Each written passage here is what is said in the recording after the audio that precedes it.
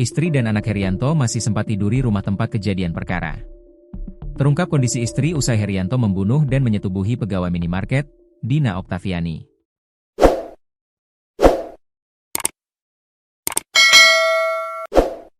Saat Herianto melakukan aksinya, sang istri dan anak ternyata sedang tak ada di rumah. Kondisi itulah yang membuat Herianto nekat membunuh dan menyetubuhi korban di rumahnya. Apalagi Dina Oktaviani dibunuh dan disetubuhi di ruang tamu. Di ruang tamu rumah bercat kuning itu, terdapat sebuah kasur. Setelah Herianto melakukan aksinya, sang istri pun sempat pulang ke rumah. Herianto melakukan aksinya pada Minggu, 5 Oktober 2025. Sementara jasad Dina ditemukan pada hari Selasa, tanggal 7 Oktober 2025, tepat di hari ulang tahunnya. Polisi kemudian menangkap Herianto pada Rabu tanggal 8 Oktober 2025 malam. Menurut kakak ipar Dina Oktaviani, Vicky Firmarojani, pelaku sempat 2 kali datang ke rumah korban. Pelaku datang 2 kali, hari Selasa dan Rabu. Gerak-gerik gak ada, mencurigakan, ucap Vicky dikutip dari Kompas TV, Selasa, 14 Oktober 2025. Namun menurut dia, saat itu Herianto menolak melihat foto penemuan jasad almarhum.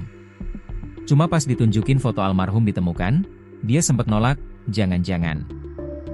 Kita keluarga sempat mikir pelaku ini atasan atau teman kerja korban. Mungkin kasihan gak tega melihat korban, tuturnya. Padahal saat itu Herianto lah yang membunuh korban dan membuang jasadnya ke sungai. Menurut ibu korban, Yayah, putrinya itu pamit ke rumah Herianto untuk memberikan pinjaman uang. Itu si pelaku itu dia mau pinjam uang, cuma sama Dina mau di TF nggak boleh. Pengen dianterin aja ke rumahnya, kata Yayah. Ia pun membantah kalau putrinya itu minta dicarikan orang pintar untuk melupakan mantan kekasihnya. Bohong, tegas Yayah.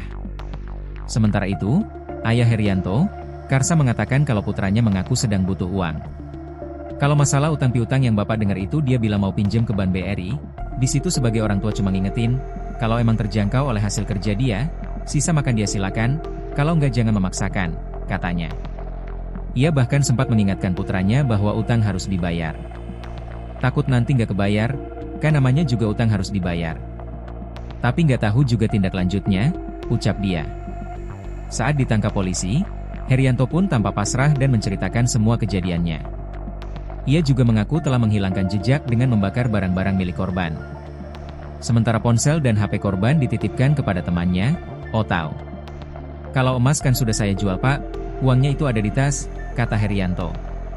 Herianto terlihat berkaca-kaca saat polisi mengajaknya ke rumah menemui sang istri. Sekarang kita ke rumah ya, ada siapa di rumah? Tanya penyidik. Saat itulah Herianto mengungkap kalau sang istri sudah pulang ke rumahnya. Istri pak, ucap Herianto. Namun Herianto terlihat menahan tangis memikirkan nasib istri dan anaknya. Ia meminta istrinya diamankan agar tidak jadi amukan warga.